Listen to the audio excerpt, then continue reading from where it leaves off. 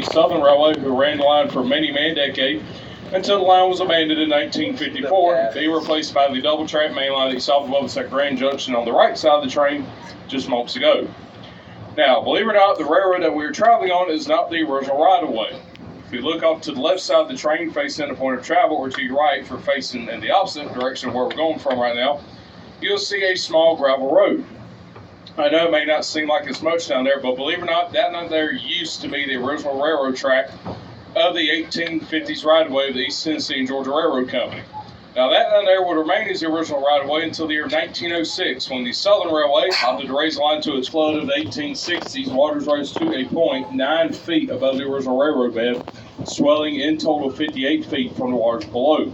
What that meant was the railroad trestles here got washed out several times, and that caused quite a few trains to crash into the Chickamauga Creek back there. So eventually in 1906, the Southern opted to raise the line to its current height to avoid that problem. As we continue away westbound here, some of you may notice yet another railroad that lays just slightly below us here on the right side, that being part of the CSX Tyner branch, originally constructed in the 1940s by Nashville, Chattanooga, and St. Louis Railway. It was originally constructed as an industrial branch to serve an Army ammunition depot to fight the German Army.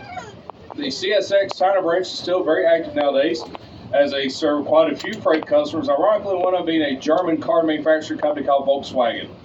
It's ironic a railroad once used to help fight during World War II now serves the very thing that caused World War II, Germany. Anyways, as we continue westbound here, you may notice it connects up to a much more larger rail corridor down there that also belongs to CSX, although that they do not actually own it outright. It's actually leased to them from the state of Georgia and is known as the Western Atlantic Subdivision that goes from Atlanta, Georgia to Chattanooga, Tennessee. Believe it or not, that line down there is actually the very first railroad that was laid out to reach the city of Chattanooga, completed in 1850. Now, some of you may also notice over here on the right side of the train, an industry which we're passing by right now, where you see some locomotives, freight cars, tenders, and the cabooses and some other stuff that's sitting out front right here. And this is actually a freight customer of ours called Allied Metals. And yes, you've heard me right, even as a railroad museum, we do provide freight services here. They get boxcars in on occasion full of zinc ingots, where they melt it down to their own product. But when they do not get boxcars in, they've been very gracious enough to let us borrow their tractors for some of our vintage piece of American railroad equipment. What typically happens here, in order for us to deliver boxcars to them, we'll come down in here, a couple of locomotives to all these coaches and other cars, pull it all out onto the main line, couple up to those boxcars full of zinc ingot, and then we'll shove it on down there to the platform. That way they can unload it. So it's basically a big game of Tetris. That's just railroading in general. Now, that being said, we do serve quite a few freight customers in this area, such as Volkswagen. Like I mentioned a while ago, we serve Nokian Tires in Dayton, Tennessee, Allied Metals right here, ADM Industries, and M&M Plastic Industries downtown. Helps our railroad museum make a little extra money revenue running freight trains. And we even do storage operations for CSX on the Hiawassee River Railroad with 130-car hopper trains. It stretches about a mile or so long, a mile and a half long, and I can easily tell you from doing it, it is a beast. But it helps us make a little bit extra money revenue. But anyways, as we continue westbound here, let me talk to you a little bit more about the history of the rails that we're traveling on. Around the turn of the 20th century, Chattanooga, Tennessee would grow to become a major railroad hub with lines spread outward to connect all over the eastern seaboard. As a matter of fact, by the turn of the 20th century, Chattanooga, Tennessee would grow to become the railroad capital of the Southeast, for it relied more heavier on rail than any other city located in the South, and had more rail than did road at one point in time.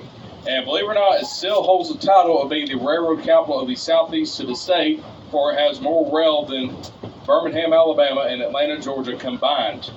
That shows you how important railroading was to this region.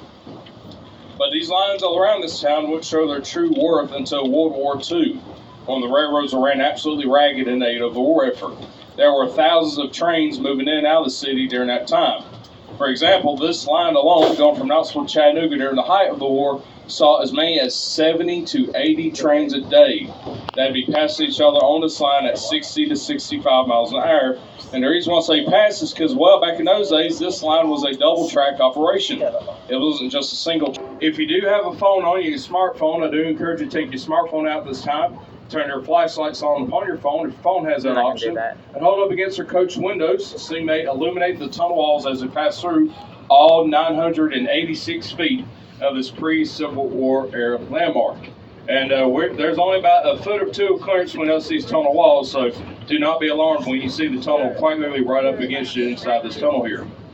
Now, the Missionary Ridge Tunnel, as far as we know of, is one of the very last horseshoe-shaped tunnels that is still left inactive train service in the state of Tennessee.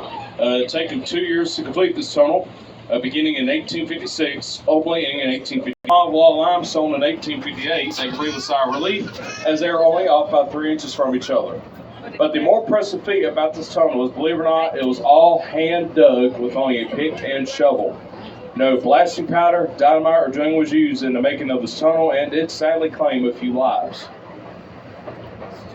But anyways, just like that, we're now, and while over here at East Chattanooga today, ladies and gentlemen, we do have a guided tour set up for you, where we first walk everybody down to our railroad turntable to show you how we uncouple our engine from our train, turn it completely around, and start prepping it for the return trip so it can pull us back to Grand Junction.